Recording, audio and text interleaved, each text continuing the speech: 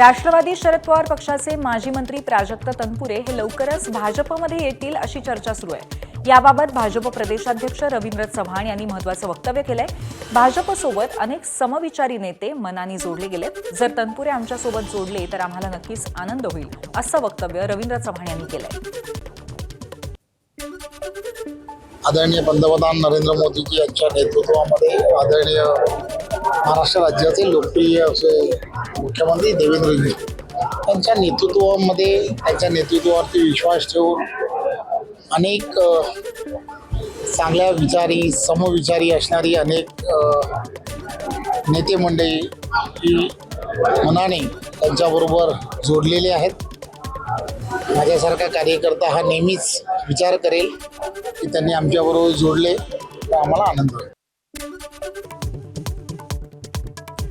विरोधकांना महिलांना आरक्षण द्यायचं नाही, पण तसं बोलण्याची हिंमत नाही। पंतप्रधान मोदींचा हल्लाबोल। विधेयकाला पाठिंबा दिल्यास सगळ्यांचे आभार मानेन, मोदींची गॅरंटी।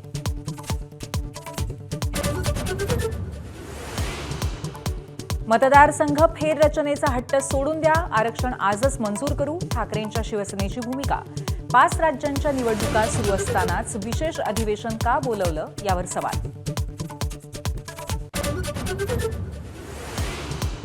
महाराष्ट्र विधान परिषदेच्या 9 जागांसाठी 12 मे रोजी मतदान।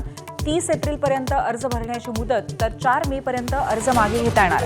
12 मे रोजीच मतमोजणी। भोंदू अशोक खरातची पत्नी कल्पना खरातच्या अटकपूर्व जामिनावर आज सुनावणी। शिर्डीत खरातसह पत्नीवर फसवणूक आणि सावकारीचा गुन्हा दाखल।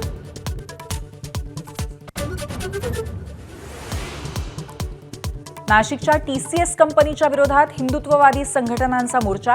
बाईक रॅलीत महिलांचा सहभाग।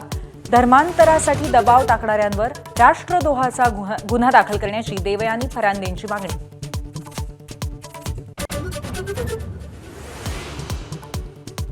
अमरावतीतील लैंगिक शोषण करणारा आयान दिवसभर करायचा रील्स। सेकंड हँड महागड्या गाड्या फिरवत मुलींना करायचा आकर्षित। तर आयानने MIM पक्षासाठी तयार केले होते अनेक reels.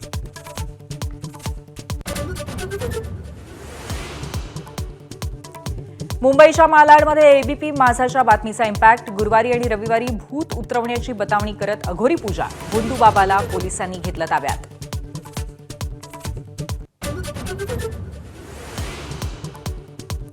Goregaon Nesco drugs party प्रकरणातील आरोपींच्या पोलीस कोठडीत वाढ। 7 आरोपींची 18 तारखेपर्यंत पोलीस कोठडीत रवानगी।